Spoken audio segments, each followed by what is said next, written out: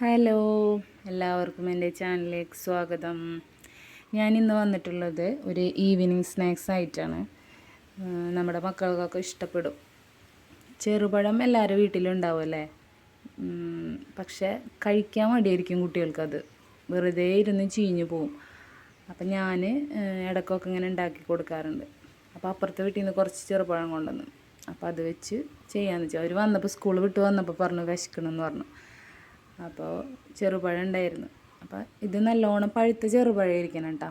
അത് നല്ലോണം നമ്മൾ കൈ കൊണ്ട് ഉടച്ചെടുക്കാം. അതിന് ശേഷം അതിലേക്ക് അരിപ്പൊടിയാണ് ചേർക്കേണ്ടത്.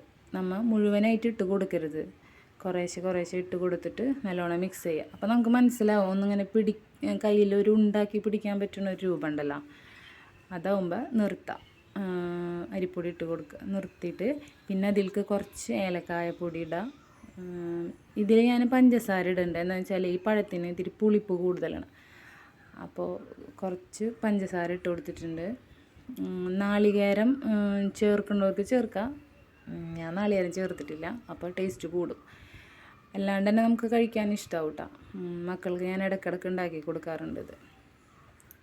അപ്പോൾ നല്ലോണം ഒന്ന് മിക്സ് ചെയ്തിട്ട് ഇത് മാറ്റി വെക്കാം.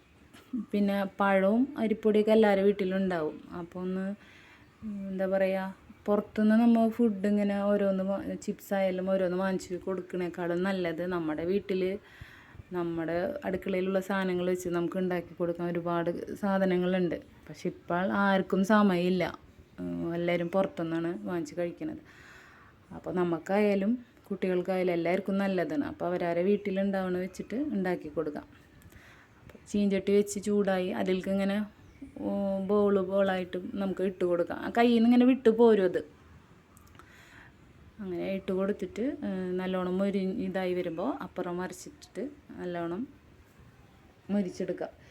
ഇത് ചിലവർ മറ്റേ ഞാലിപ്പൂവനില്ലേ അത് വെച്ച് ചെയ്യുന്നവരുണ്ട്, അതിലും ചെയ്യാം.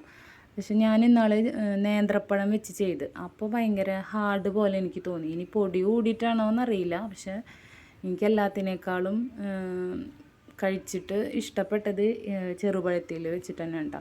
നല്ല മധുരമുള്ള ചെറുപഴമാണെങ്കിൽ നമ്മൾ പഞ്ചസാര ഒന്നും ചേർക്കേണ്ട കാര്യമില്ല. നേരിട്ട് നമുക്ക് ഈ അരിപ്പൊടിയും ഏലക്കായും മാത്രം ചേർത്തിട്ട് ആക്കിയാൽ മതി.